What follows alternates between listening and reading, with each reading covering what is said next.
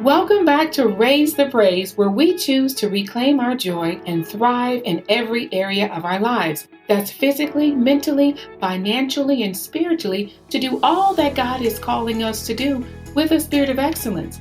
I'm your host, Jennifer Bell. I am a wife, a mom of three amazing human beings, a former school administrator, and an ex-dieter turned health and wellness faith influencer. Listen, I want you to know that God is concerned about our health and our well-being. He says so right in His Word, 3 John 2. I also want you to know the definition of health is not just the absence of disease or infirmity. Health is the condition of being sound in our minds, bodies, and our spirit. Listen in each week as we aim to encourage you to live the life you deserve, get your mind, your body, and your spirit in alignment, activate your faith to truly thrive in every area of your life. I'm so glad that you are here. Let's get ready for today's episode. Well, welcome back to Raise the Praise. I have a treat for each and every one of you. I have my friend Latasha Davidson, who's going to be sharing with us from the mental wellness aspect of being in good health and prospering in all things. So as we begin, I want to thank you, Latasha, for being on the show. And let me just say, y'all, she is soon to be Dr. Latasha Davidson and has been in human resources and social services arena for quite some time now. So I would love for you, Latasha, to just introduce yourself to let us know what it is that you have been doing and what are you currently doing now. Yes, Jennifer, thank you so much. I'm so excited to be with you and the Raise the Praise audience today. Looking forward to our conversation. Well, you mentioned soon to be Dr. Latasha, but I started out my career probably about 18 years ago in federal service, and I've been in a number of positions, anywhere from family services to working with veterans and families, to being an advocate for women and children. Now I am in Germany, living in Germany, working for the Department of Defense and working in a position where I oversee a resilience and violence prevention program, specifically in the realm of suicide prevention. Soon to be Dr. Tasha, working on my dissertation at this time, looking at suicidal behaviors and mental health and wellness for women. So just excited to be here with you and have the conversation. Oh, thank you so much. And you know what? When we talk about mental illness and mental health, that is something that has really been on the rise here lately. And I know you've been doing some work in the area of resilience. Can you kind of give us a little bit of background? What is resilience and how that plays a role in our mental health nowadays? Oh, absolutely. Absolutely. Well, baseline definition for resilience would be just our ability to bounce back after we go through trials and situations that occur in life. You know, we all on this journey of life. And so just a baseline of resilience would be our ability to bounce back. So mental health and mental health awareness play a huge role in our ability to bounce back. Strengthening our mental health is a primary component to overall resilience. When we look at resilience, we look at it in several different factors. And I know your audience is very familiar with social, mental, physical, and then, of course, our spiritual aspect of resilience. So when we look at that mental component, as you see, it's one of the top 4 areas that we need to focus on for overall resilience. The ability to bounce back. Boy, it's been a year, right? 2020 has been a year for all of us. I mean, I don't think there's anybody globally who has not been touched by, what's been happening with the pandemic. And that resilience to be able to bounce back. Y'all know this is, I'm all about the faith community, and especially when it comes to women as well. But that mental health and the resilience to bounce back in the midst of a pandemic, kind of sometimes it's been shaking our faith a little bit. So how do we kind of combine our faith with this resilience in order to make sure that we can bounce back and make it through 2020? Yeah, that's a good question, Jennifer. Combining our faith with our mental health. And you and I both know as women of faith that we lean heavily, and I know we can talk about that with this audience, lean heavily on our relationship with Jesus for our strength, just as a basic foundation for our mental health. So when we're combining that faith and mental health, there are some practical things that we can do to strengthen ourselves as far as prayer and reading scripture, surrounding ourselves with other believers, having those crucial conversations that will strengthen our mental resilience as well as our faith. One of the big challenges, though, that we've seen is that in this COVID environment, unfortunately, sometimes those relationships and being able to have that closeness is a bit strained. Some folks are still having trouble gravitating to these online platforms and virtual platforms to connect. And we know that connectivity and strong relationships is one of the primary protective factors against suicide, against violence, against lower levels of overall mental health and well-being. So combining that mental health and faith is pivotal for us to move forward and end 2020 well, as you said. Yes, yes. And even going into 2021 with having that hope, because that's what our faith does. It gives us that hope that all things are going to work out for the good, right? And the thing about going into 2020 and focusing on our mental health, focusing on our faith, knowing that we need that connection because, God is a God of family and that's why we call him Abba Father, right? But the connection part has been a strain on all of us, to be quite honest. I mean, we would have a girls' trip by now, but long story, getting to the point where you talk about in some of your platforms, suicidal ideation among women.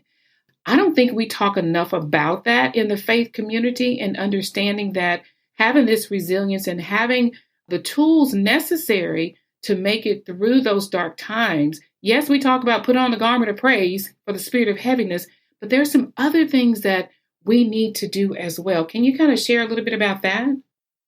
Yeah, absolutely. When we talk about women, one of the key things in research that we look at as far as overall well-being with women and men have very specific differences in how they relate to each other, how they join social groups.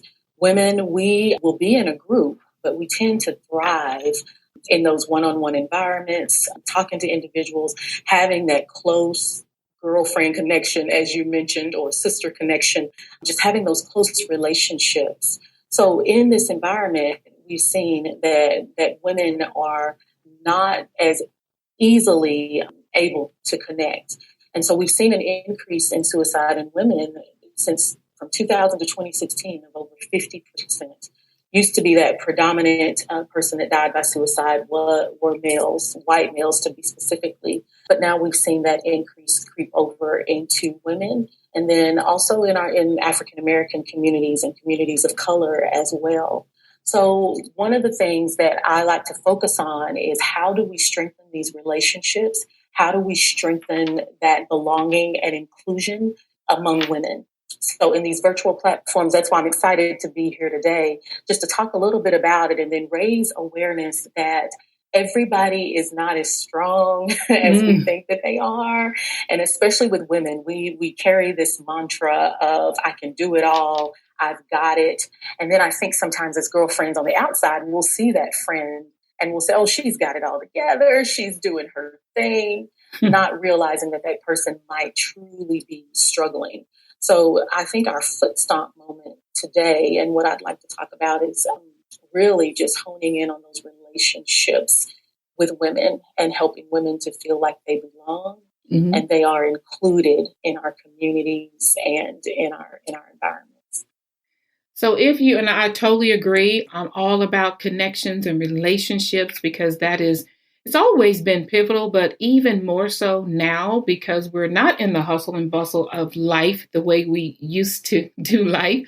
And it is so very, very important. I know a lot of times, I know for me, I created a Facebook group, Choose to Praise, just to have a place where women of faith can come and be encouraged. So being that we are in the midst of this pandemic, what are some of your suggestions or what are some ways that women can connect and connect authentically? I think that's what you were talking about earlier. We do. We put on this hat and we put on this face or facade, if you would, that, we're strong, nothing is bothering us. But yet still, sometimes we go back into our own closets and we're crying. We're like, I can't keep this up. So what are some of your suggestions, I guess, for women who are listening even now to connect with others? At this juncture, I believe and that's you made some very good points there, Jennifer. As far as the authenticity, let me hit on that first. In this generation, one thing that I have seen is that folks are craving for that authenticity, whether it's among women in our church communities of faith, work environments, people are craving for authenticity. Now, authenticity to me does not necessarily mean that we have to share our life story in one sitting and try to be everybody's BFF. But I do believe that true authentic communication, true empathic listening comes when we sit down and we really have a compassion and a care for the person that we are having that connection with at that moment. So as women, I think it's pivotal that in this time that we truly, as I just said, when we are having any kind of a connection with somebody, that we are in that moment. I know we've got kids. I know we've got spouses. I know we've got life going on. And just the struggle with parents now trying to, probably work from home, teach children from home, do all of these different things. When we have that moment to be in the presence of another person, being truly present in that moment for an authentic conversation, whether that's 5 minutes or 30 minutes. And then I think there is a little bit of onus on each one of us to know when we are needing that connection. I know you and we've reached out to each other a couple of times and just, girl, we just need to talk. We just need to connect and have a safe place to talk. So I think that as individuals, we need to seek that out. And then we also, as individuals, need to check on those that are in our circle and those that we are in relationship with. I totally agree. And I will say this too, for me, when God places somebody on my heart, maybe I haven't talked to that sister friend in a while. I just want to encourage people when that happens, pick up the phone, shoot a text. It doesn't take long at all. Because here's what I do know. We are always going to be busy doing something. But taking that moment for yourself to say, reach out to someone who's been on your heart, because you never know what that sister friend may be needing. Just hearing your voice, just knowing that somebody cares. I think now more than ever, people want to know that you care. You mentioned that compassion and care component. And as believers, that's what we should be doing anyway. But at the same time, how can I care for you when I'm struggling myself? So don't be afraid to reach out, y'all. And as a matter of fact, I'll just pause right here, Tasha, because let people know how they can contact you, because I know you've done some lay counseling. You've done, you have lots of resources, and we'll put in the show notes as well.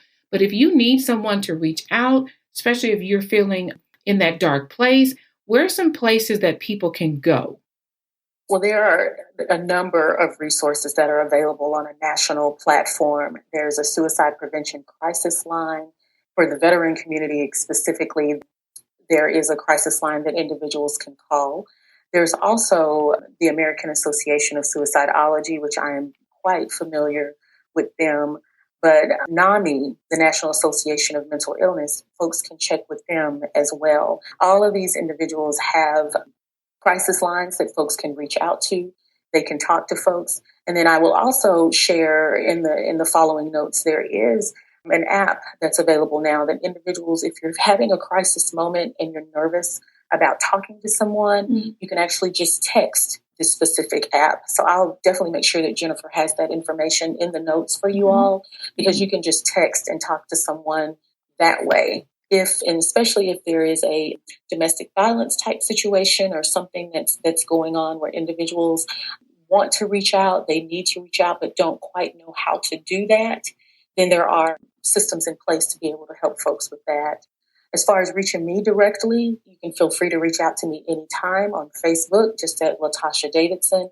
I also have Instagram. I am Latasha D. And then as far as email, just L Davidson Consulting.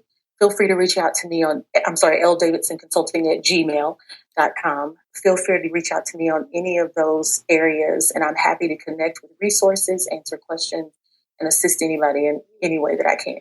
Yes, and guys, don't worry. I'm going to make sure that we put all of her information in the show notes as well. So I love that there's an app now, because some people are just maybe afraid to even reach out for fear of, just needing that courage to do it, but they're afraid to actually talk to someone. And, we're in a texting society right now. So that is awesome to know that there is a place that you can text if you need help. So y'all, we just want to encourage you, reach out. We care. People do care about you. Do not believe that lie from the enemy that you are all alone. Nobody cares about you. Reach out, and especially in the faith community, just because, we're saved, we're sanctified, we're Holy Ghost filled, been baptized, and all of that, you may still need some help. And it's okay to reach out, because we are helpers one to another, and we need that. God created us that way, to need each other, that connection, as we talked about before, and communication. So definitely surrounding yourself with others is going to be so important, especially as we move forward going into 2021. And as we do, Dr. Davidson, I'm just going to put it out there. 2020, what are your hopes for 2020 when it comes to, what you're doing and in this space of mental health? Well, one of the things that I did just this morning, I think that when we come from a posture of gratitude and introspection and reflection, it strengthens our mental health. I was just sitting this morning and looking at some old pictures just from a year ago of myself, looking at some events and some different things that I had done just last year, and been able to see, even in this COVID environment, how the hand of God has still been moving, how he's still been healing, pushing me forward, strengthening. So I would challenge everyone listening to just take a moment for that part of mental health, which is reflection, introspection, just really looking at your life from a posture of gratitude and saying, okay, God, everything might not be exactly like I thought it would be, or even how I want it to be at this juncture, but what have you done? Where am I? And I guarantee you'll be able to find at least one thing that he's done in this last year, even in the wake of COVID and 2020. Going into 2021, Miss Jennifer, I am excited. I am prayerfully will be done with all of my research in the beginning part of the first quarter of the year, and hoping to officially be Dr. Davidson before the summer of 2021. So that's the biggest thing that's on my agenda. But for the audience as a whole, I'm just hoping that 2021 will bring new beginnings, will bring new opportunities for us as women, as the entire listening audience, that 2020 for some folks may have felt like a setback, or felt like they, okay, I'm just waiting in this posture of waiting. But my pastor likes to talk about that right now we are sitting in a season of meaningful inactivity, that God is still working. Even though we don't feel sometimes like anything's happening or we're doing anything, it's still meaningful inactivity. So my prayer is just as we go into 2021, that as we shift, that individuals will begin to have new opportunities, new growth, and just continue to expand in their position and purpose that God has. Absolutely. Absolutely. I love that. Meaningful inactivity. I call it the pandemic pause. Don't waste this time. Prepare, pray, get in position, because I'm telling you, 2021 will be all that you want it to be, all that you have prepared for it to be. And using this inactivity, meaningful inactivity, I love that, to make sure you have that shift, and things won't always be this way. The best is truly yet to come. That is my faith. That is what I believe. And that is what I am truly working towards as well. So, Latasha, thank you so much for being with us on the show today. And before you leave, I want to ask you one question. You know, my show is all about reclaiming joy and thriving in every area of your life. In one word, what does joy mean to you? Peace. Mm. And I can expound on that a little bit if you'd like. Yes. When we're talking about mental health and women specifically, and how we wear all of these different hats, we go through different seasons in our lives. And just as Jennifer was saying, just as you were saying just a moment ago, they won't always be this way. That things do, that life does continue to move. So when I say that joy that wells up on the inside of me springs forth from just peace that I have in my life, because you know, Jennifer, that my life was not always that. It was not always peaceful. But I can attest and stand with you in saying that life does move, and God is a redeemer, a rewarder, a restorer, a refresher, a replenisher, Yes. all of those things. And so when we talk about just that joy that comes from Him, I just have to say one word: peace. Peace. I love it. I love it. Peace that surpasses all understanding, especially in the midst of this pandemic. So thank you once again, Latasha, for being on the show today. You all check out the show notes. I'm going to have all of her information in the show notes and how you can reach her. I want you all to know that I am so thankful to every one of you who listen in each and every week and for leaving me a review. So today's review of the week is from TB893.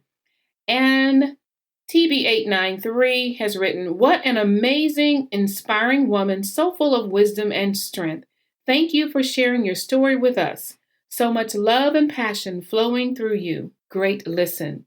So thank you, TB893. I just want you to know I appreciate you and know that I have a Raise the Praise swag coming your way. Thank you all for listening, and I appreciate your rating and review of each episode. Hey friends, thanks so much for sharing your time with me today. Real quick, before you go, if you found value in today's podcast and something resonated with you, would you leave me a 5-star review and subscribe on iTunes? I am thanking you in advance, and I look forward to reading each and every one of your reviews. You can find me at raisethepraisepodcast.com or join my Facebook group, Choose to Praise. Until next time, remember to choose joy and raise the praise in every area of your life.